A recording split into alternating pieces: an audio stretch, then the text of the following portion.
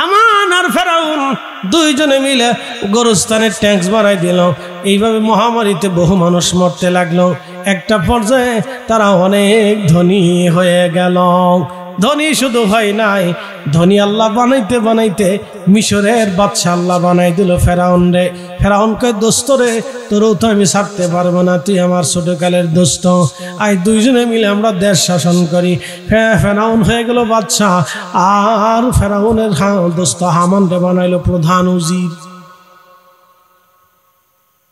দুই বন্ধু দেশ চালাইতে চালাইতে চালাইতে চালাইতে অনেক বড় প্রভাবশালী বাচ্চা হয়ে গেল, ধনী বাচ্চা হয়ে গেল, একেবারে আমেরিকার মতো হয়ে গেল।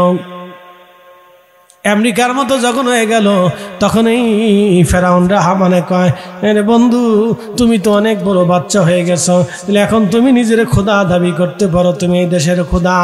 তখন ফেরাউন প্রলোভনে পড়ে কয়, আমি বিরাট বড় খোদা।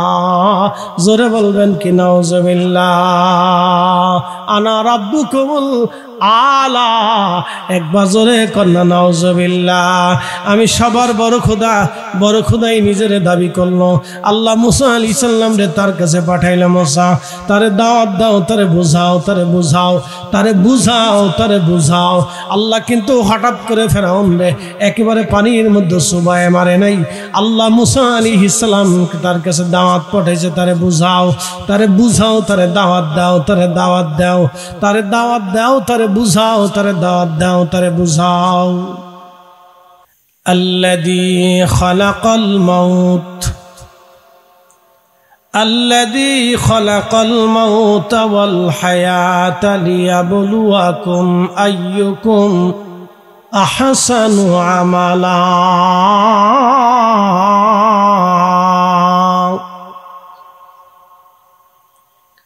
রব্বুল আলামিন বললেন, হাবিব উম্মতকে জানায় দেন, আল্লাযী খালাকাল মাউত, আমি মৃত্যু সৃষ্টি করেছি তাদের, ওয়াল হায়াত, জীবন সৃষ্টি করেছি তাদের, লিয়াবলুয়াকুম, পরীক্ষা করার জন্য, পরীক্ষা করার জন্য, পরীক্ষা করার জন্য, পরীক্ষা করার জন্য তাদের জিন্দেগির জীবন এবং হায়াত ও মৃত্যু সৃষ্টি করেছি আমি আল্লাহ, পরীক্ষা করার জন্য, পরীক্ষা করার জন্য।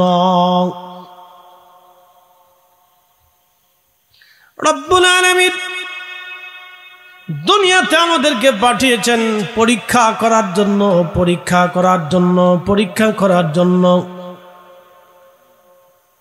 আইয়াকুম আহসানু আমালা, কি পরীক্ষা করবে আমার আল্লাহ, কে দুনিয়াতে ভালো কাজ করবে, ভালো আমল করবে। আহসানু আমালা, আহসানু আমালা, কে দুনিয়াতে উত্তম আমল করবে, উত্তম কাজ করবে, উত্তম আমল করবে। আমি আল্লাহ সেটা পরীক্ষা করার জন্য দুনিয়াতে পাঠিয়েছি, উত্তম আমল কে করবে।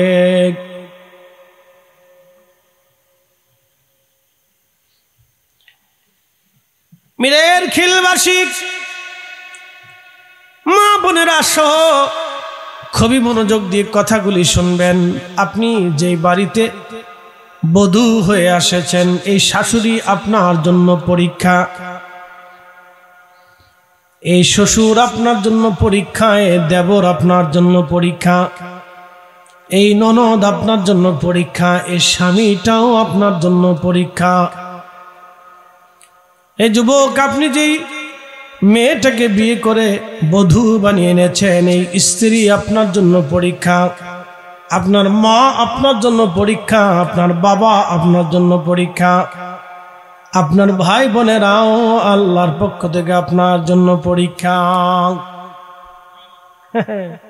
পরীক্ষা। আপনার অনাগত যে সন্তান দুনিয়াতে আসবে, এটাও আপনার জন্য পরীক্ষা। বলে হুজুর, সন্তান কি করে পরীক্ষা হয়? বলে দিয়ে যাই, বাংলাদেশে বহু সন্তান আছে, বহু যুবক আছে বিবাহ করার পরে স্বামীকে স্ত্রীকে ডিভোর্স দিয়ে দেয়, বাচ্চা পেটে, অথবা বাচ্চা সহ মেয়েটাকে ডিভোর্স দিয়ে দিল। বাংলাদেশে বহু পুরুষ আছে ওই ডিভোর্সি মেয়ের সন্তানদেরকে দেখাশোনা করে না, ভরণ পোষণ দেয় না, খাবার দাবার দেয় না। বলে হুজুর কেন আমাদেরকে এত পরীক্ষার মধ্যে ফেলাইলো? গরু ছাগল রে ফেলাইলো না, উট দুম্বা ভেড়া বকরি রে ফেলাইলো না, অন্য কোনো জাতিকে ফেলাইলো না, মানব জাতির পরীক্ষায় আল্লাহ কেন ফেলাইলো?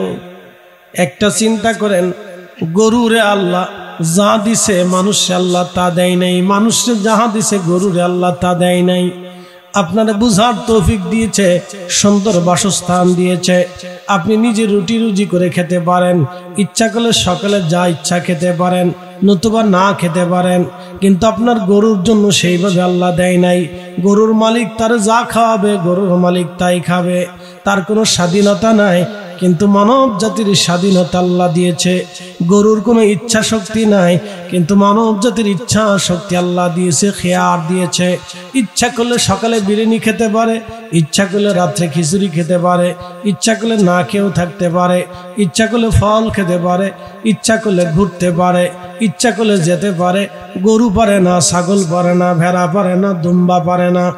আপনি সুন্দর বিছানায় ঘুমাইতে পারেন, কুকুর ইচ্ছা করলে সুন্দর বিছানায় ঘুমাইতে পারে না। আপনি যখন ইচ্ছা তখনই রান্না করে খেতে পারেন, কুকুর ইচ্ছা করলে রান্না করতে পারে না। এই জন্য ওদেরকে আল্লাহ পরীক্ষা দেন, আপনাকে পরীক্ষা বলেছে। মিরের খিলবাসী আল্লাহ বললেন, আমি দুনিয়াতে মানব সৃষ্টি করলাম, আল্লাযী খালাকাল মাউত, মৃত্যু সৃষ্টি করলাম, আল হায়াত, জীবন সৃষ্টি করলাম, লিয়াবলুয়াকুম, পরীক্ষা করব। আমি কি পরীক্ষা? আইয়াকুম আহসানু আমালা, উত্তম আমল কে করবে, ভালো কাজ কে করবে, কে ভালো আমল করবে, সেটা আমি পরীক্ষার জন্য ফেলাইছি। পরীক্ষা করব আমি আল্লাহ। তাম দুনিয়াটা পরীক্ষা, আল্লাহ পরীক্ষার মধ্যে ফেলিয়েছে। আপনি ধনী, আল্লাহ পরীক্ষার মধ্যে দিয়েছে।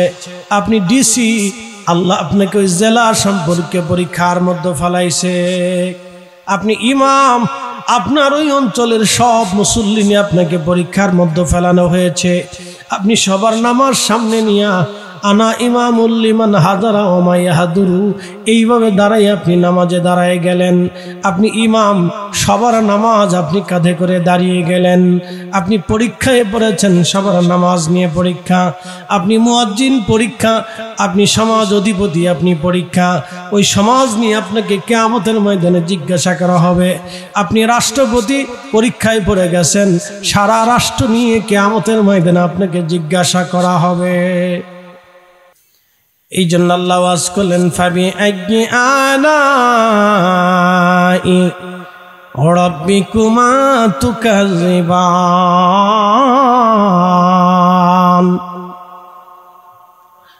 রব্বুল আলামিন বললেন, হে মানুষ আর জিন, আমি আল্লাহর দেওয়া এমন কোন কোন নিয়ামত আছে তুমি অস্বীকার করবা? তুমি বলো আমি আল্লাহর দেওয়া এমন কোন কোন নিয়ামত আছে তুমি অস্বীকার করবে, বলো। আল্লাহ এখানে ক্ষান্ত হন না, আরো জানাই দিলেন, যদি আমার নিয়ামত তোমরা মেনে না চলো, আমার হুকুম যদি তোমরা মেনে না চলো, আমার আইন যদি তোমরা মেনে না চলো, আমার বিধান যদি মেনে না চলো, হে বান্দা তাহলে বলো আমার আল্লাহ বলেন, ইয়া মা'শারাল জিন্নি ওয়াল ইনস, হে মানুষ এবং জিন। আল্লাহ জিন এবং মানব জাতিদেরকে আল্লাহ ডাক দিলেন, ইয়া মা'শারাল জিন্নি ওয়াল ইনসি ইন ইসতাতা'তুম আন তানফুযু মিন আকতারিস সামাওয়াতি ওয়াল আরদি ফানফুযু লা তানফুযুনা ইল্লা বিসুলতান।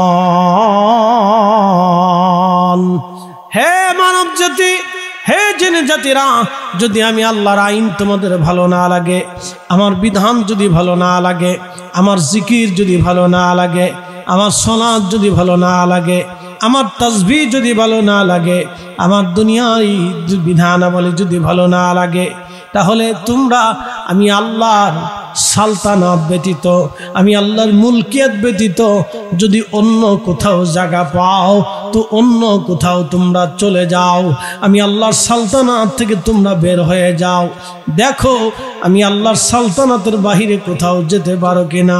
না না না, তোমরা আমি আল্লাহর সালতানাতের বাহিরে কখনো যেতে পারবে না।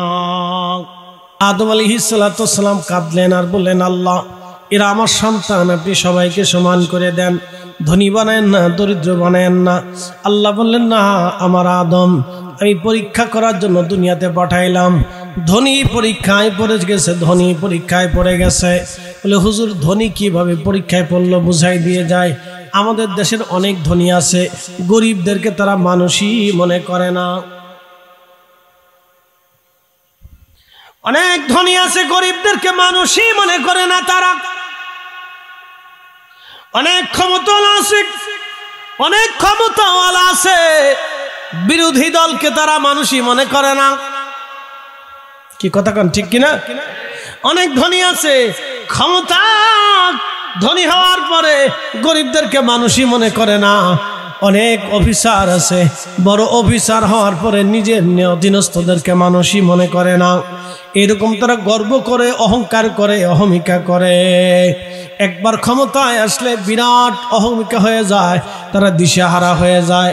না, আল্লাহ তাকে পরীক্ষার মধ্যে ফেলে দিয়েছে, পরীক্ষার মধ্যে আল্লাহ ফেলে দিয়েছে, পরীক্ষায় ফেলে দিয়েছে, পরীক্ষার ভিতরে আল্লাহ তাকে ফেলে দিয়েছে। পরীক্ষা সে নিজেও বুঝতেছে না সে পরীক্ষার ভিতরে আছে। একটা কথা মনে রাখবেন, সারা জীবন বুঝে রাখবেন, আমার এই কাপড় ও জুব্বার কাপড় বানানোর জন্য এখানে গরিবের হাত, আমার চশমাটা বানানোর জন্য গরিবের হাত, আমার আংটি বানানোর জন্য গরিবের হাত, আমার ঘড়ি বানানোর জন্য এখানে গরিবের হাত আছে। আপনার মুখের মধ্যে যে খাবার আসে, দামি দামি সুন্দর সুন্দর খাবার, এই খাবার তৈরি করার জন্য গরিবের হাত। আপনি ধনীরা, এই শত শত কোটি টাকার মালিকরা জমিনে কাজ করে না, শত শত কোটি টাকার মালিকরা তাঁতের কাজ করে না, শত শত কোটি কোটি টাকার মালিকেরা এই সাধারণ কাজ করে না। আপনি যে ওষুধ খান, এই ওষুধের কাঁচামাল উৎপাদন করার জন্য গরিবের হাত। বিরাট বড় আলিশান প্রাসাদ বানানোর জন্য গরিবের হাত। প্রত্যেক জায়গা গরিবের হাত, রাষ্ট্র গঠনে গরিবের হাত। আপনি যে এমপি হয়েছেন, এখানেও গরিবের হাত।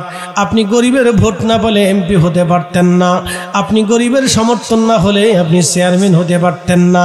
এই এমপি মন্ত্রী চেয়ারম্যান হয়ে যাওয়ার পরে আর গরিব মানুষের খোঁজখবর তারা নেয় না। এটাই হলো পরীক্ষায় ফেল। কথা বলেন ঠিক কিনা? قل أعوذ برب الناس ملك الناس إله الناس من شر الوسواس الخناس الذي يوسوس في صدور الناس من الجنة والناس। মানুষ শয়তান, জিন শয়তান, মানুষ শয়তান, জিন শয়তান, মানুষ শয়তান, জিন শয়তান। কি শয়তান? মানুষ শয়তান, জিন শয়তান। মিনাল জিন্নাতি ওয়ান নাস, মানুষ শয়তান, জিন শয়তান, মানুষ শয়তান, জিন শয়তান। অনেকে মাঝে মধ্যে আফসোস করেন, হুজুর আমরা হাদিসে শুনেছি মাহে রমজান আসলে শয়তান রে বলে আল্লাহ শিকল দিয়ে বেঁধে রেখে, তাহলে রমজানে এত শয়তানি কেমনে হয়? আল্লাহ জিন শয়তান রে বেঁধে রাখে, কিন্তু মানুষ শয়তান রে তো আর আল্লাহ বাঁধে নাই। আপনি রাত্রিবেলা খেয়ে ঘুমাইলেন, আপনার প্রতিবেশী ক্ষুধার্ত খেয়ে না খেয়ে ঘুমাই গেল, আপনি পরীক্ষায় পড়ে গেলেন, সর্বনাশ। আপনার বাড়ির পাশে মানুষ দরিদ্র, অসুস্থ, চিকিৎসা হয় না, পয়সা পায় না, ডাক্তার দেখাইতে পারে না, আপনি আলিশান প্রাসাদের মধ্যে ঘুমান, আপনি পরীক্ষায় পড়ে গেছেন। আপনি পরীক্ষায় পড়ে গেলেন, এগুলি পরীক্ষা। এই জন্য খুব মনোযোগ দিবেন। আল্লাহ দুনিয়ার ভিতরে আপনাকে আমাকে পরীক্ষার মধ্যে ফেলে দিয়েছে, আমরা পরীক্ষার মধ্যে আবদ্ধ হয়েছি। পরীক্ষা কি? আইয়ুকুম আহসানু আমালা, কে ভালো কাজ করবে আল্লাহ সেটা দেখার জন্য দুনিয়াতে পাঠাইলো। কে কত ভালো আমল করে, কে কত ভালো আমল করে, কে কত ভালো আমল করে, কে কত ভালো আমল করে। আপনার আল্লাহ জমির মালিক অনেক বানাইছে, আল্লাহ পরীক্ষার মধ্যে ফেলে দিয়েছে। আপনার এক টুকরো জমি আল্লাহ দেয় নাই, তাও আপনার পরীক্ষায় ফেলে দিয়েছে। ফেরাউন আর হামান দুইজনে গুরুস্থানে চাকরি নিল, গোরস্থানে চাকরি নেওয়ার পরে মানুষ মারা যাইতো, কবর খুঁজতো, ওখানে কবরস্থ করা হতো, পয়সা করে যা পাইতো কোনো রকম চলতো। কিন্তু এলাকায় মহামারী লেগে গেল। হামান আর ফেরাউন দুইজনে চিন্তা করলো, মহামারী তো লাগছে, ব্যবসা আমাদের ভালো। কি বুঝলেন? ব্যবসা ভালো, মহামারী তো লাগছে, ব্যবসা আমাদের ভালো। এবার একটা কাজ করা যায়। বলে কাজটা কি? বলে আমরা বেশি করে এবার ট্যাক্স আদায় করব। যারা মানুষ মারা যাবে কবরস্থ করতে হলে পয়সা বেশি করে দিতে হবে। তারা ট্যাক্স বাড়াই দিল, টাকা বাড়াই দিল। কবর দিতে হলে এত টাকা দেওয়া লাগবে।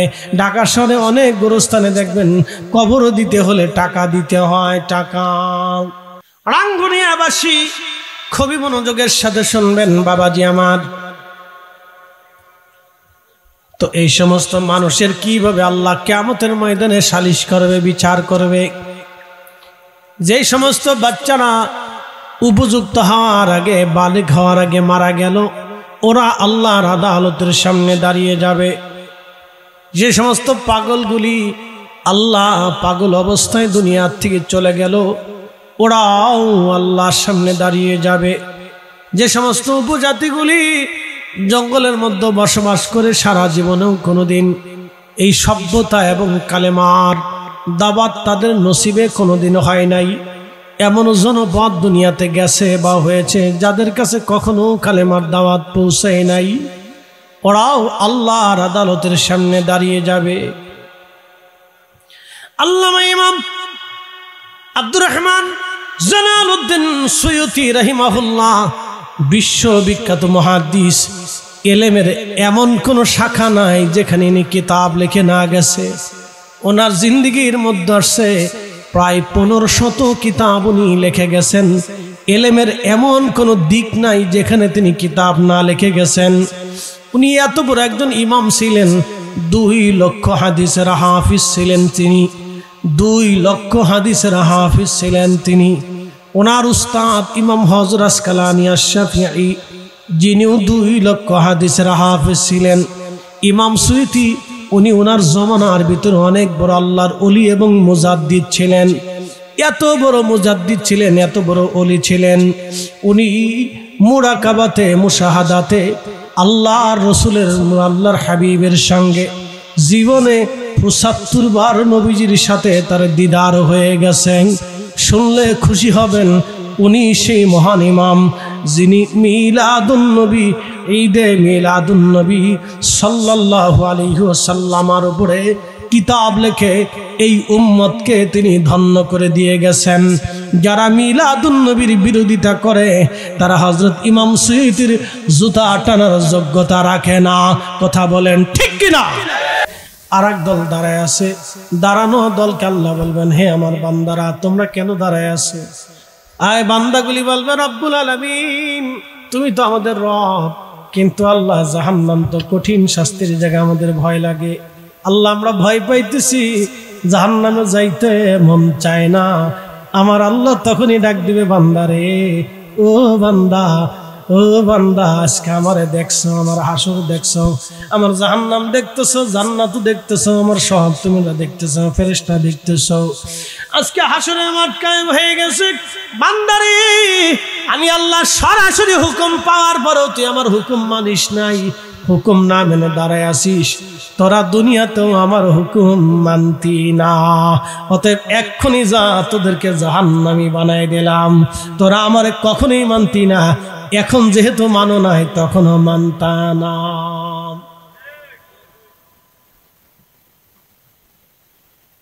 আল্লাহ বলল, যাও, গেট আউট, জাহান্নামে চলে।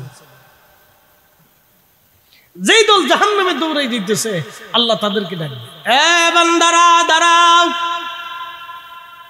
তো ফিরে থাকে, ইয়া রব্বি, আবার ডাকতেছেন, দাঁড়াও, এদিকে আসো। রবের সামনে দাঁড়িয়ে যাবে সিজদায়, বলে, ইয়া রব আপনি আমাদেরকে ডাকতেছেন, বান্দা জাহান্নামে কেন যাও? বলে, আল্লাহ আপনি আমাদের রব, আপনি হুকুম করেছেন, আপনার হুকুম আমরা কিভাবে অমান্য করতে পারি? আল্লাহ আপনি রব আমাদের, আপনি যাহা হুকুম করেছেন আমরা বান্দা হিসেবে, গোলাম হিসেবে তাই মেনে আমরা জাহান্নামের দিকে চলে যাইতেছি। আমার আল্লাহ ডাক দিবে, বান্দারে তোমাদের পরীক্ষায় তোমরা পাশ করেছো, তোমরা আজকে হাসরের ময়দানে যেহেতু আমার হুকুম মেনেছো, দুনিয়াতেও তোমরা আমার হুকুম মানতা যাও, তোমাদেরকে আমি জান্নাতি বানাই দিলাম, ক্ষমা করে দিলাম, তোমরা জান্নাতে চলে যাও, জাহান্নামে যাওয়া লাগবে না।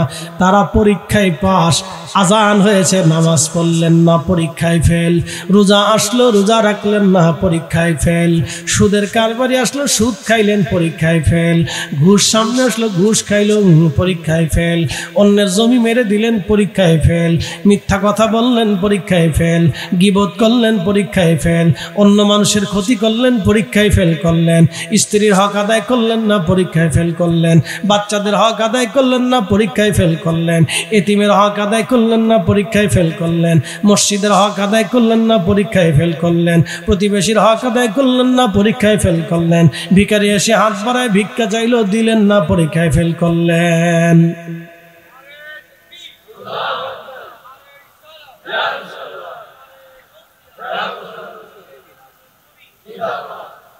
পরীক্ষায় ফেল, পরীক্ষায় ফেল, করবেন না ইবাদত, করবেন না গোলামি, পরীক্ষায় ফেল।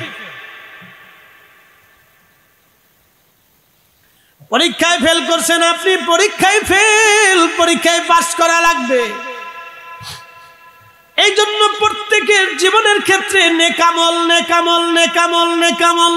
আল্লাহ বলেন, ইন্নাল্লাযীনা আমানু ওয়া আমিলুস সালিহাতি উলাইকা হুম খায়রুল বারিয়া।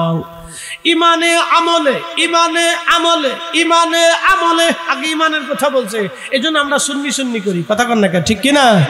ইমানে আমলে, ইমানে আমলে, জোরে বলেন ইমানে আমলে, জোরে বলেন ইমানে আমলে, আরো জোরে বলেন ইমানে আমলে। এই জন্য ইমান আহলে সুন্নাত ওয়াল জামাত, জোরে বলেন ইমান আহলে সুন্নাত ওয়াল জামাত, এটা ইমানের সাবজেক্ট।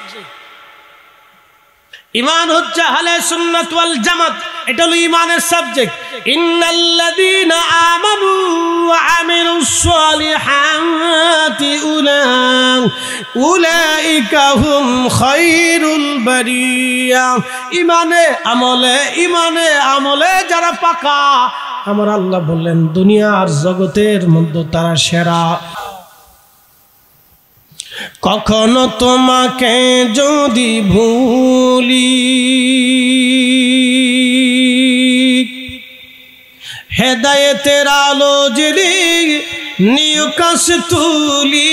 কখনো তোমাকে যদি ভুলি, হেদায়েতের আলো জ্বেলে নিকাশ তুলি। ঠাই দিও প্রিয়তম অগমহিয়ান, তুমি রহমান, তুমি মেহেরবান।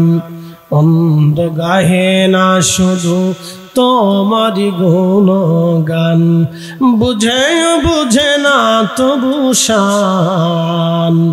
তুমি রহমান, তুমি মেহেরবান, তুমি রহমান, তুমি মেহেরবান।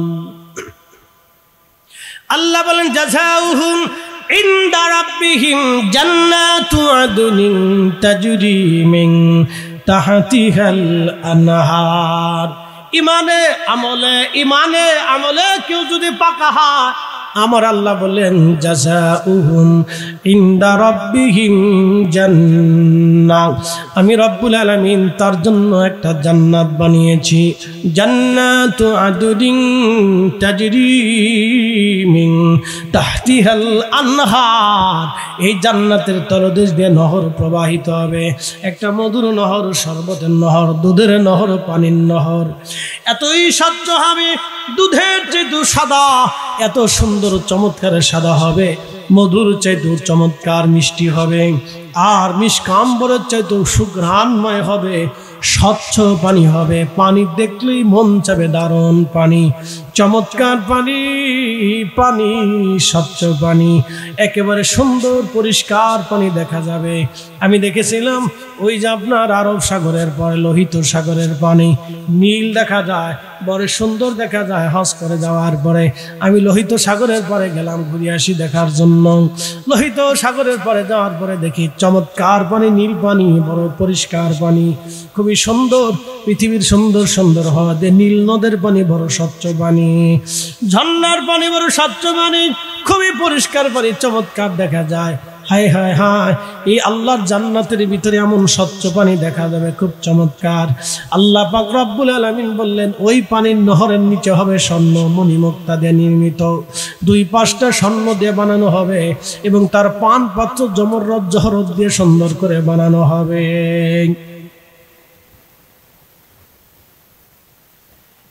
এই জান্নাতের তলদেশ দিয়ে নহর প্রবাহিত হবে।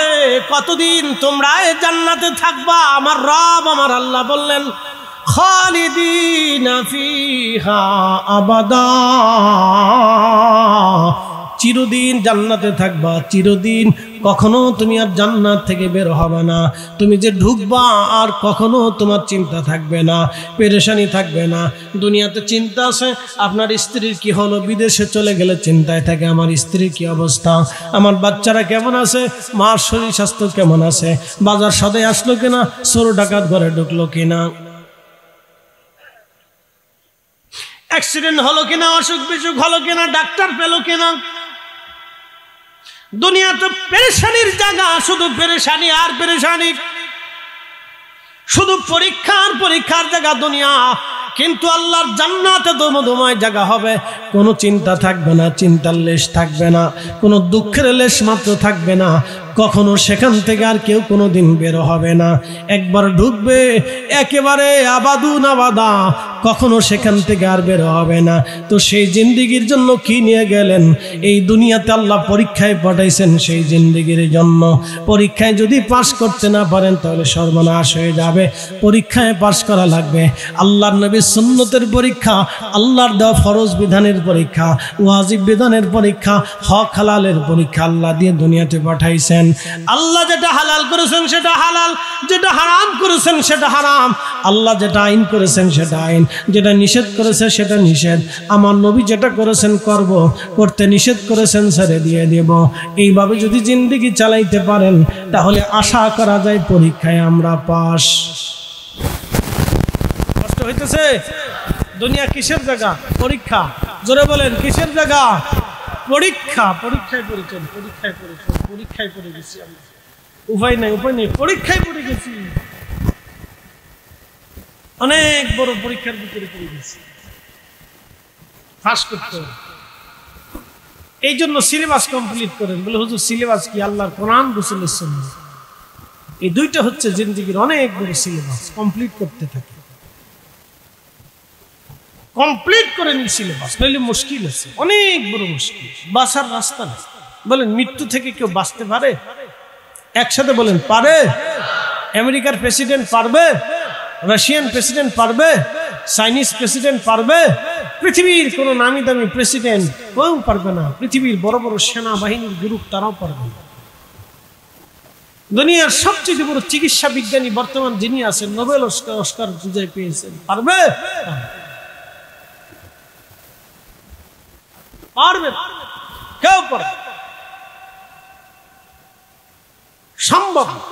তো আল্লাহর সাথে কেমনে যুদ্ধ করবেন বলেন তো? বলে হুজুর আল্লাহর সাথে মানুষ কিভাবে যুদ্ধ করে? হ্যাঁ, আপনি যখন হাইয়া আল্লাহ সালাম বলার পরে মসজিদে না যায়, দোকানে বসে বসে চা খান, বিড়ি টানেন, তখনই আপনি আল্লাহর সাথে যুদ্ধ করতেছেন। যখনই আল্লাহ সুদ হারাম করে দিয়েছে আর আপনি সুদ খাচ্ছেন, তখনই আপনি আল্লাহর সাথে যুদ্ধ করতেছেন। যখনই আল্লাহ হারাম ঘুষ নিষেধ করে দিয়েছে তখন আপনি সেটা খাচ্ছেন, তখনই আপনি আল্লাহর সাথে যুদ্ধ করতেছেন।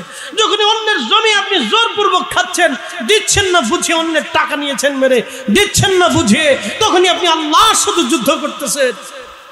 বলে মানুষ আল্লাহর সাথে যুদ্ধ করে? হ্যাঁ, যুদ্ধ করে। তখনই আপনি আল্লাহর সাথে যুদ্ধ করতেছেন। প্রিয় উপস্থিতি হাজিরিন, কেউ আল্লাহর সাথে যুদ্ধ করে কোনোদিন কেউ টিকবে না, টিকা সম্ভব হবে না। এই জন্য দুনিয়াটা পরীক্ষার জায়গা। এই জন্য পরীক্ষার জায়গা, আল্লাহ পরীক্ষা করার জন্য দুনিয়াতে পাঠিয়েছেন। আল্লাহ আরো বলে দিয়েছেন, বান্দারে যদি ভালো না লাগে তাহলে আমার সালতানাত থেকে বের হয়ে চলে যাও। আল্লাহর সালতানাত থেকে বের হয়ে যাওয়ার কোনো সুযোগ আমাদের নাই। পরীক্ষা দিতে হবে, পরীক্ষায় পাশ করা লাগবে।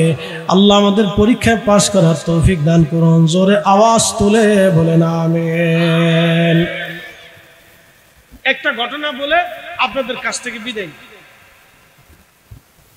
ইমাম জৌজি রহিমাহুল্লাহ তিনি তার কিতাবের ভিতরে নৈশভোচ্চারকে একটা কৌল লিখছে, একটা ঘটনা লিখছে, একটা কাসাস লিখছে। মিশরীদেরকে, মিশরী বাচ্চাদেরকে ফেরাও বলা হতো। ফারাও ফারাও ফারাও বা ফেরাও ফেরাউন যেটাই বলে। তো মিশরের বাচ্চাদেরকে, মিশরি বাচ্চাদেরকে ফেরাউন বলা হতো। আমাদের এই অঞ্চলের আগে বাচ্চাদেরকে মুঘল সালতানাত, মুঘল, ব্রিটিশ, নবাবী, নবাব বলতো না। এরকম বিভিন্ন এলাকার বাচ্চাদের বিভিন্ন ধরনের নাম আছে। যেমন উসমানীয় সালতানাতকে উসমানী বলা হতো, এরপরে সেলজুকদেরকে সেলজুকি বলা হতো, উমাইয়াদেরকে উমাইয়া বলা হতো, আব্বাসীয়দেরকে আব্বাসী বলা হতো, ফাতিমীয়দেরকে ফাতিমি বলা হতো। এরকম বিভিন্ন সাম্রাজ্যের নাম আছে। তো আগের যুগে মিশরের বাচ্চাদেরকে ফেরাউন বলা। মনোযোগ দেন। তো এই মিশরি বাচ্চাদের জমানাতে একটা রেওয়াজ ছিল। রেওয়াজ হলো এই বাচ্চারা খুব জুলুম জালিম ছিল, খুব জালিম ছিল, আগে মারাত্মক জালিম ছিল। আরবে কিছু কিছু বাচ্চা ছিল খুব ভালো, আবার কিছু কিছু বাচ্চা ছিল মারাত্মক জালিম। আগের যুগে এরকম আসতো, বাচ্চা কোনোটা ভালো ছিল, কোনোটা জালিম ছিল। এখন যেমন এই যে দেখেন না, জালিম আছে, ফিলিস্তিনিদেরকে প্রতিনিয়ত মারতেছে, ওরা জালিম, মারাত্মক জালিম। তবে তাদের ধ্বংস আসবে। কি আসবে? না, জোরে বলেন কি আসবে? একসাথে বলেন কি আসবে? বুঝতেছেন না? এত শিশু মারা যাচ্ছে, এত শিশুকে মেরে ফেলতেছে, ক্ষুধার্ত অবস্থায় মারতেছে। আজকে খবরে দেখলাম, এমন বম্পিং তাদের উপর করা হইতেছে। কোন বোম জানেন? যে বোমগুলি হচ্ছে একবার ক্লাস্টার বোমা। এই আপনার বড় বড় কি বলে, ভিতরের যে গর্ত, ভিতরে সেনাবাহিনী গর্ত করে মাটির নিচে থাকে, এই সমস্ত ভেঙে ফেলে দেওয়ার বোমাগুলি তাদেরকে মেরে মেরে প্রত্যেকটা বিল্ডিং গুলি নিশ্চিহ্ন করে দেওয়া হচ্ছে। আহা, কঠিন কঠিন বোমা, তাদের যে কি হালত আছে। সাংবাদিকরা তো সাংবাদিকও মেরে ফেলতেছে। কোন সাংবাদিক যদি ফটো সংগ্রহ করে, ভিডিও করে, তো তারও গুলি করে মেরে ফেলে দেয়। পরিস্থিতি খুব তাদের জন্য ভয়াবহ। তবে আল্লাহর পক্ষ থেকে এই জুলুমের খুব কঠিন একটা প্রতিদান আসবে, অবশ্যই আসবে। কঠিন একটা প্রতিদান আসবে। আল্লাহ তাদের বিরুদ্ধে এমন এক প্রতিদান দিয়ে দিবে যেটা পৃথিবী বিশ্ববাসী বছরের পর বছর দেখতে থাকবে। খুব মনোযোগ দেন। তো মিশরি বাচ্চারা খুব জালিম ছিল, ফেরাউনরা। তো তাদের একটা রেওয়াজ ছিল, তারা কোনো মুসলমানদেরকে পাইলে, কোন ইমানদার পাইলে তাদেরকে ধরে ধরে এনে শুয়োরের গোশত খাওয়াইত। শুয়োরের গোশত খাইলে তাদেরকে ছেড়ে দিত, আর না খাইলে তাদেরকে মেরে ফেলত। আগে আমাদের দেশের জমিদারদের বাড়ির সামনে দিয়ে খালি পায়ে হেঁটে যেতে হইতো, কুন্নিশ করে তাদেরকে সেজদা করতে হইতো। এরকম রেওয়াজ ছিল না জমিদারদের? আজকে জমিদাররা আসেনি, কথা কন না কেন? আসেনি। জমিদারদের বাড়ি ঘরে এখন কুত্তায় বসবাস করে না, কুত্তাও যায় না। কুত্তায় যায় পেশাব করে, আমি একটু মুততে দিয়ে যাই। জমিদারদের বাড়িতে বহু মানুষ জুলুমের শিকার হয়েছিল। কত বড় জুলুম ছিল জানেন? এলাকার সুন্দরী মেয়ে দেখলে তাকে ধরে নিয়ে যাইত, যতদিন ইচ্ছা ততদিন তাকে ধর্ষণ করত। এর চেয়ে বড় জুলুম পৃথিবীতে কি হতে পারে? আজকে তাদের প্রাসাদগুলিতে, বিল্ডিং গুলিতে কুকুরে পেশাব করে, কুত্তায় পেশাব করে। মনে রাখবেন, প্রত্যেক জুলুম তার নিজের দিকে ফিরে আসে। প্রত্যেক জালিমকে আল্লাহ শাস্তি দেয়, প্রত্যেক জুলুমকে তার নিজের দিকে আল্লাহ ঘুরাই দেয়। যেই জাতি জুলুম করে সেই জাতির দিকে আল্লাহ সেই জুলুমকে ঘুরাই দেয়। এই জন্য এই আত্মা, এই চিন্তা, এই মানসিকতা মানুষের জীবনে যেন কখনোই না আসে। ক্ষমতা আসুক, সম্পদ আসুক, অর্থবিত্ত আসুক, যাহাই আসুক, সেজন্য কখনো জালিম না হয়। মনে রাখবেন, জালিম হইলে আল্লাহ তার দিকে সেটা ঘুরাই দেয়। প্রিয় উপস্থিতি, তুমি মিষ্টি বাচ্চা, লম্বা পারবো না, আমার পরে তিনি আসলে আমি ছেড়ে দেবো, কারণ আমার একটা প্রোগ্রাম আছে। খুব মনোযোগ দেন। মিষ্টি বাচ্চা এই যাদেরকে ছেড়ে দিত, যারা খাইতো না তাদেরকে মেরে ফেলত। তো মিশরে জানতে পারলো একটা এলাকাতে এক মহিলা তার 7টা সন্তান নিয়ে তারা পাক্কা ঈমানদার। ফেরাউন তাদেরকে ধরে নিয়ে আসছে। ফেরাউন ধরে আনার পরে ফেরাউন যখন তাদেরকে ধরে নিয়ে আসছে, তখন ওই মহিলার 7টা সন্তান সহ মহিলাকে বলা হলো, তোমরা শুয়োরের গোশত যদি খাও তোমাদেরকে ছেড়ে দেব। মহিলা বলল, না, আল্লাহ যেটা হারাম করেছে, আল্লাহ যেটা হারাম করেছে সেটা আমরা কখনোই খাবো না। একসাথে বলবেন আল্লাহু আকবার। না, জোরে জোরে জোরে জোরে। কে হারাম করেছে? কে হারাম করেছে? আল্লাহ হারাম করেছে, আমি খাবো না। কে হারাম করছে? শুয়োরের গোশত কে হারাম করেছে? সুদের গোশত কে হারাম করেছে? ঘুষের গোশত কে হারাম করেছে? অন্যের টাকা মাইরে দিয়া, অন্যের জমি সম্পদ মাইরে দিয়া গোশত কে হারাম করেছে? একই। কুকুরের গোশত কে হারাম করেছে? কোন তফাৎ নেই, বুঝে পারি যাবে। আল্লাহ হারাম করেছে, আমি খাবো না। তো ফেরাউন বলল, যদি খাও তো তোমরা আমি প্রাসাদ বানাই দিব, প্রাসাদ তৈরি করে দিব, 12 বিল্ডিং বানাই দিব, আর তোমাদেরকে মাসিক মাসিক করে রাজকোষ থেকে অর্থ দিব। মহিলা বলল, তাও হবে না। ছেলেদেরকে বলল, তোমরা খাও। বলে, না, আল্লাহ যেটা হারাম করেছে সেটা আমরা খাবো না। 7টা ছেলে। ফেরাউন বলল, তাহলে সোজা আঙ্গুলে ঘি উঠতো না, ঘির ভিতরে সোজা আঙ্গুল দিলে উঠে না, তা আঙ্গুল একটু বাঁকা করতো। কেমনে বাঁকা করব? মহিলাকে সামনে দাঁড়া করানো হলো, মহিলার ছেলেদেরকে দাঁড়া করানো হলো, বলা হলো, তোমরা যদি খাও তো তোমরা বেঁচে যাবে, আর যদি না খাও আমি মেরে ফেলবো। মহিলার যে বড় ছেলেটা ছিল জিজ্ঞেস করলো, তুমি তো সবার বড়, তোমাকে দিয়ে শুরু করি, তুমি কি শুয়োরের গোশত খাবা নাকি খাবা না? যদি খাও তাহলে তোমাদের ভিতরে একজনও যদি খায়, আমি তোমাদের সবাইকে ছেড়ে দেব এবং সবাইকে আমি প্রাসাদ বানিয়ে দেব। বলল, না, আল্লাহ যেটা হারাম করেছে সেটা আমি খাবো না। ফেরাউন বলল, সোজা আঙ্গুলে যেহেতু ঘি উঠবে না, তাহলে তাকে ধরে নিয়ে আসো। ধরে আনা হলো। শোনেন কিভাবে তাকে মারা হলো। সর্বপ্রথমে তার একটা আঙ্গুল কেটে ফেলে দেওয়া হলো। বলল, না, খাবো না। এইভাবে 10টা আঙ্গুল তার কাটা হলো, তার হাত কেটে ফেলে দেওয়া হলো, তার চোখ উঠিয়ে ফেলে দেওয়া হলো, তার কান কেটে ফেলে দেওয়া হলো। ধীরে ধীরে তার অঙ্গ প্রত্যঙ্গগুলি কেটে ফেলে দিয়ে তাকে হত্যা করা হলো। সে ধীরে ধীরে জীবন দিল, কিন্তু ঈমান দিল না। চিৎকার মেরে বলেন আল্লাহু আকবার। শাস্তিটা বুঝতে পারতেছে? ধীরে ধীরে কাটছে, একটা একটা একটা একটা একটা একটা করে কাটতে কাটতে কাটতে কাটতে পুরো বডি কেটে নিচ্ছে। খায়নি। মেজো ছেলেটাকে ধরে আনছে, খাবা? মা কিন্তু স্থির, মা তখন স্থির, মার চোখে পানি নেই, হবে না। এবার মেজো ছেলেটাকে ধরে আনা হলো। বিরাট বড় কড়াইয়ের ভিতরে তেল ঢেলে দিয়ে আগুন ধরিয়ে গরম করা হলো। গরম করার পরে এই ছেলেটাকে বলা হলো, তুমি কি শুয়োরের গোশত খাবে? ছেলেটা বলল, না বাচ্চা, জীবন যাবে, আল্লাহ যেটা হারাম করেছে সেটা আমি কখনো খাবো না।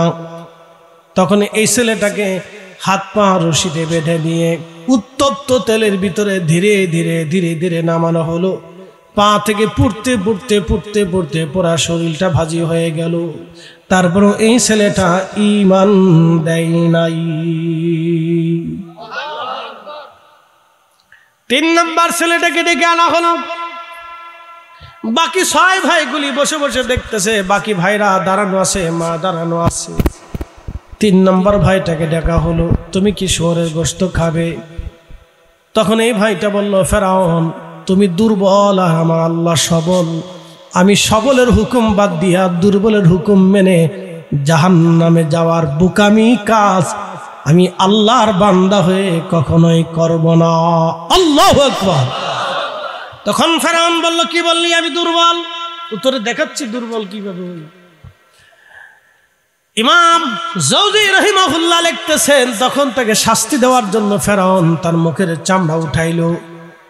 শুধু চামড়া মুখেরটা উঠাই নাই, একবারে মুখ থেকে মাথা থেকে পোড়া বডির চামড়া তার ছুরি দিয়ে কেটে কেটে কেটে কেটে চামড়া উঠাইয়া লবণ মেরে দেওয়া হলো।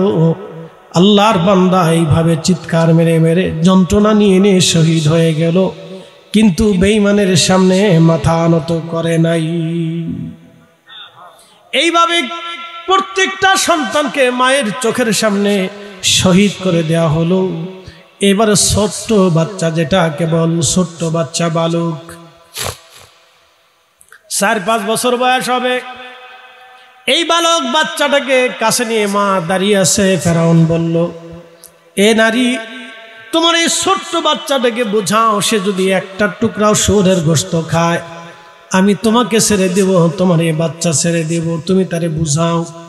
মা চিন্তা করলো, আমার বাচ্চাটা ছোট, যদি ফেরাউন ভয় দেখায়, ভয় পেয়ে গেলে যদি শুয়োরের গোশত খেয়ে ফেলে দেয়, তাহলে আমার এই বাচ্চাটা একেবারে পথহারা হয়ে যাবে। তখন মহিলা বলল, আমি আমার বাচ্চাটাকে তো বুঝাবো, আমাকে একটু নিরিবিলি একটা ঘরের ভিতরে নিয়ে জায়গা করে দাও, দেখি আমার বাচ্চাটারে বুঝাইয়া সে শুয়োরের গোশত খায় কিনা। ফেরাউন মনে করছে এবার বুঝি মহিলা নরম হয়ে গেছে। মহিলা তার কোলের বাচ্চা বালক বাচ্চাটাকে হাতে করে ধরে নিয়ে চলে গেল রুমের ভিতরে। রুমের ভিতরে নিয়ে বাচ্চাটার সামনে নিয়ে বলল, বেটা আমার, কলিজার টুকরা সন্তান আমার, তোমার চোখের সামনে তোমার 6টা ভাই আল্লাহর পথে শহীদ হয়ে গেছে, তারা শুয়োরের গোশত খায় নাই, কাফেরের সামনে মাথা নত করে নাই রে বেটা। ছেলে আমার, তোমার 6টা ভাই আল্লাহর জান্নাতে, মেহেশরে আল্লাহর জান্নাতে চলে গেছে, হাসরের ময়দান কায়েম হবে ছেলে আমার। সেই দিন তোমার 6টা ভাই আল্লাহর আরশে মুআল্লার নিচে তারা জায়গা পাবে। কলিজার টুকরা ছেলে আমার, তুমি যদি আজকে শুয়োরের গোশত খাও বেটারে, তাহলে কিয়ামতের ময়দানে তুমি হবা জাহান্নামী, আমার বাকি 6টা সন্তান হবে জান্নাতি। ছেলেরে, ভাইদের থেকে তুমি জুদা হইও না, ছেলে আমার, ভাইদের থেকে জুদা হইও না, জুদা হইও না। কলিজার টুকরা ছেলে আমার, আমি তোমার মা, তোমার বাকি 6 ভাইদেরকে আমি 2 বছর করে দুধ পান করিয়েছিলাম। ছেলেরে, তুমি ছোট ছিলা, তুমি একটু পুষ্টিহীন হয়েছিলা, তোমার পুষ্টি বাড়ানোর জন্য আমি মা তোমারে 4 বছর দুধ পান করিয়েছি। তোমার প্রতি আমার হক বেশি, অধিকার বেশি। ছেলে আমার, আমি মা বলতেছি, সাবধান, জীবন দিবা কিন্তু ঈমান দিবা না।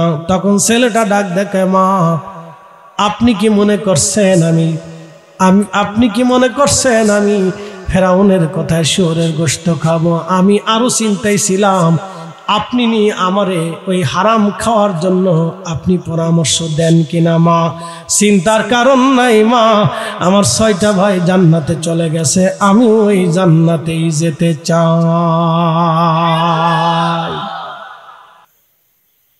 ঈমান কাকে বলে? আমাদের সন্তানদেরকে এইভাবে শিখাইতে হবে। আমাদের দেশে এত দুর্নীতি কেন হয়, চুরি কেন হয়? আমরা ছোটকাল থেকে শিখাই না। এগুলো সব পারিবারিক শিক্ষা, সব পারিবারিক শিক্ষা, পারিবারিক শিক্ষাই। আমি মালয়েশিয়াতে গেছি, মালাক্কা সাগরের পরে হুজুর গাউসে পাকের আওলাদের মাজার শরীফ জিয়ারত করতে যাব। তো পেশাবখানায় ঢুকছি, ঢোকার পরে পেশাব করে বেরিয়ে দেখি টাকার বাক্সের ভিতরে সবাই টাকা দিচ্ছে। পেশাব করে। টাকা যিনি নিচ্ছে তিনি নেই, বাক্স পরে রয়েছে, টাকা পরে রয়েছে। ব্যাপার কি? বাথরুমের সামনে টাকা রয়েছে কিন্তু টাকা কেউ নেয় না, আর যিনি টাকা উঠাবে সেও নাই। এখানে টাকা উঠানোর লোক থাকে না, এইভাবে টাকা সবাই দিয়ে পেশাব করে টাকা দিয়ে যায়। আমি বললাম তা আমার বাংলাদেশ হলে কি হতো? টাকা তো দিতই না, উল্টে বাক্স লয়ে যেত। পাইছি সুযোগ, এবার কদ্দুর গাঁজা কিনে খাই গে। কি কথা কন না কা? এগুলি পারিবারিক শিক্ষা। সবসময় খেলে আইন দিয়ে হয় নাকি? এটা শিক্ষা, পারিবারিক শিক্ষা। এই জন্য আমাদের দেশের পারিবারিক শিক্ষা নাই তো। এই জন্য এখানে চুরি, সেখানে চুরি, হেনে সিটারি, হেনে বাটপারি, হেনে শয়তানি, এগুলি চলে। পারিবারিক শিক্ষা, বৈধ অবৈধ, ন্যায় অন্যায়, এগুলি পরিবার থেকে শিখবে। একবারে ক্লাস 1 থেকে 5 পর্যন্ত বাচ্চারা যা শেখানো হবে ও সারা জিন্দেগি তাই চলবে। মনে কিছু নিয়েন না। আমাদের দেশে অনেকে মাস্টাররা ছাত্রদের পড়াইতে যায় ঘুমাইতে হবে, কি পড়াই নিজেও জানে না, ছাত্ররা কি পড়ে হেও জানে না। দুঃখে পরে কথাগুলি বলতেছে।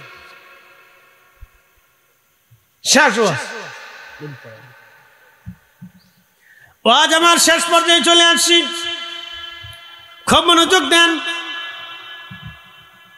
এবার ফেরাউন বলতেছে, বাচ্চা তুমি কি খাবে? বলে না ফেরাউন, আমার 6 ভাই জান্নাতে চলে গেছে, আমিও যাব। একসাথে বলবেন আল্লাহু আকবার। ফেরাউন এই ছেলেটাকে মেরে ফেললো।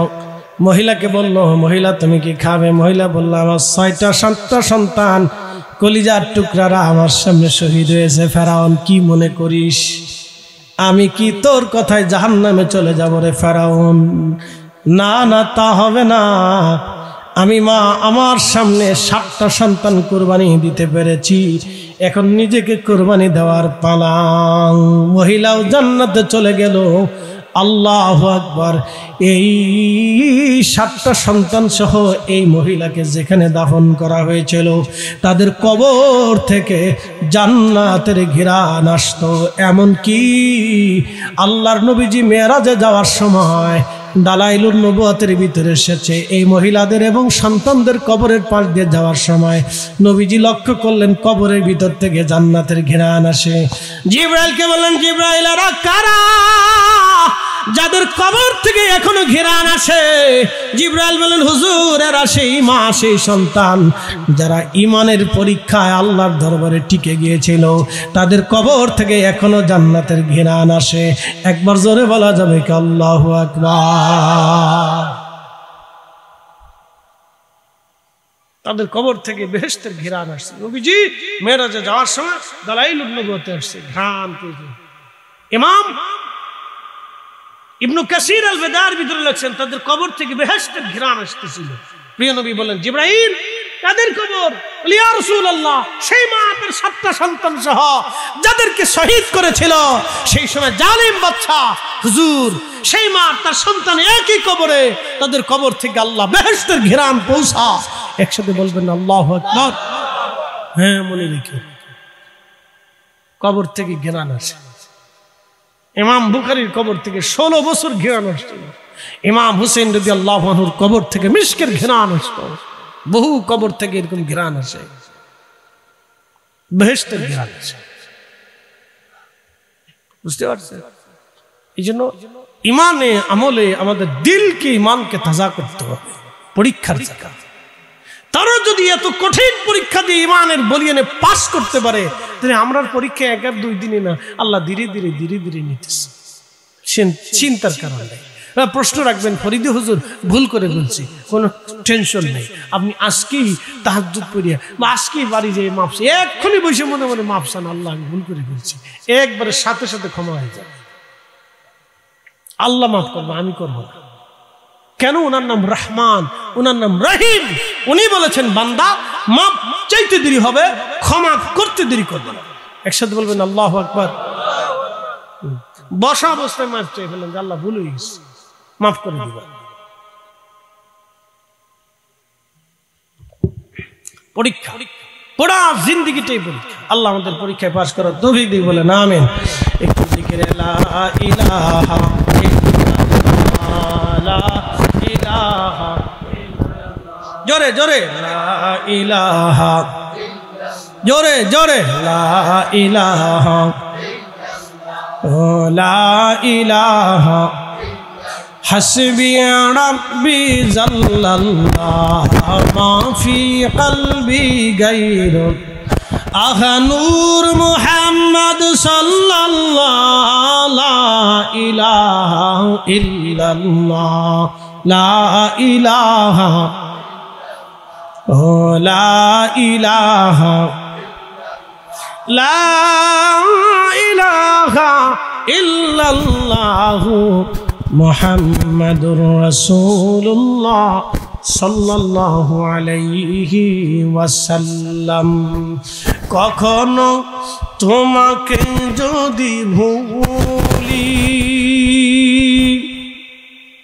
হেদায়েতের আলো যে ওরা মাহফিল সাজাইতেছে, এটা খুব ভালো, আলহামদুলিল্লাহ। এই জন্য ওদেরকে উৎসাহিত করবেন, উৎসাহ দিবেন, অর্থ দিয়ে, বৃত্ত দিয়ে, পরামর্শ দিয়ে, ভালোবাসা দিয়ে। আর যদি সহযোগিতা না করেন তাহলে আল্লাহর আদালতে আপনাকে পরীক্ষা দিতে হবে। যাই তুমি কেন করো নাই, সেই দিন জবাব আপনাকে দিয়ে তারপরে যেতে হবে। মনে রেখে, পরীক্ষা পরীক্ষা।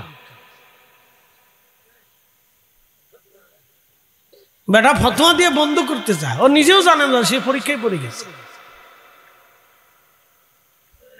ওনার ফতোয়ায় ঘোড়ার ঘাস কাটবে না কিয়ামতের মাঠে, ওইগুলো কাজ হবে না। একটা কথা মনে রাখবেন, রাহমাতুল লিল আলামিন সম্পর্কিত কোন নেক কাজকে কেউ যদি বিতর্কিত করার চেষ্টা করে তাহলে সে ভয়াবহ পরীক্ষার মধ্যে পড়ে গেল। কারণ মেহবুবে আলার সম্মানের দিকে তাকাইয়া আল্লাহ কিন্তু কাউকে ছেড়ে দিবে না, এটা মনে রাখবেন। রাসূল করিম সাল্লাল্লাহু আলাইহি ওয়াসাল্লামের মহান মর্যাদার দিকে তাকাইয়া সাহাবায়ে কেরাম পর্যন্ত হিমশিম খাইতেন। বড় বড় ওলি বুজুর্গরা দরবারে মুস্তাফাতে যায় নিজের জুতা খুলে ফেলতেন। ইমাম মালিক ইবনে আনাস রাহিমাহুল্লাহ, তিনি বিশ্ববিখ্যাত সেই মদিনার ইমাম, এত বড় ইমাম, লক্ষ লক্ষ হাদিসের হাফিজ। মদিনাতে তিনি ইমামতি করতেন। 80 বছরের জীবনে কোনদিন নবীর ইজ্জতের দিকে তাকাইয়া একটা সেকেন্ডের জন্য মদিনাতে জুতা পরেন নাই, একটা বারের জন্য মদিনাতে থুতু নিক্ষেপ করেন নাই, একটা মুহূর্তের জন্য মদিনার হাউদের ভিতরে, সীমানার ভিতরে। মদিনার সীমানা কতদিন?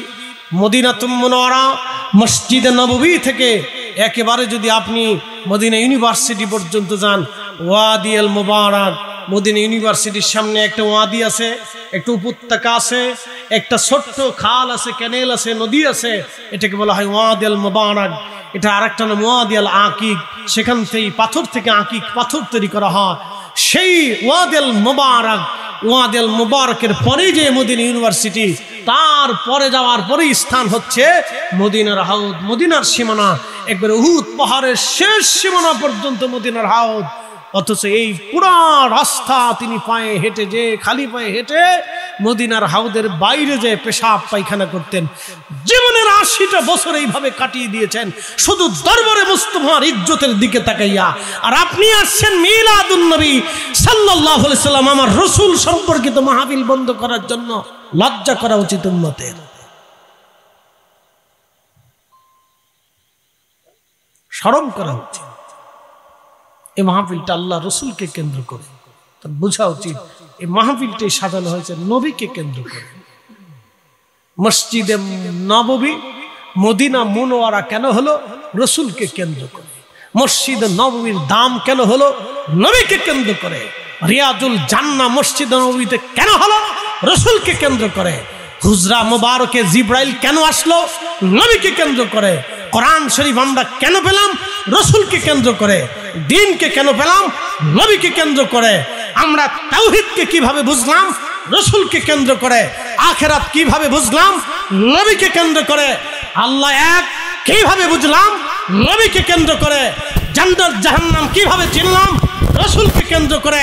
সাহাবায়ে কেরাম যুদ্ধের ময়দানে নিজেদের কলিজাগুলি, সাহাবায়ে কেরাম নিজেদের জীবন যৌবন, সন্তান সন্ততি, স্ত্রী পুত্র পরিজন সব এক পাশে রেখে দিয়ে জিহাদের ময়দানে নিজেদের কলিজা কাটা খুন করে রক্ত জমিয়ে বিছিয়ে দিলেন। কেন দিলেন?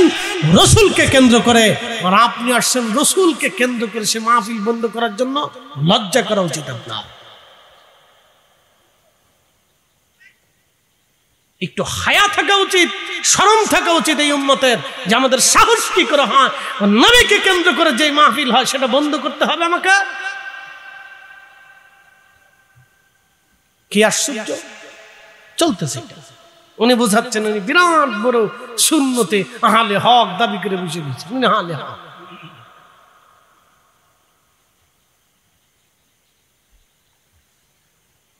প্রিয় উপস্থিতি হাজিরিন, খুবই মনোযোগের সাথে শুনবেন আমি যে কথা বলছি।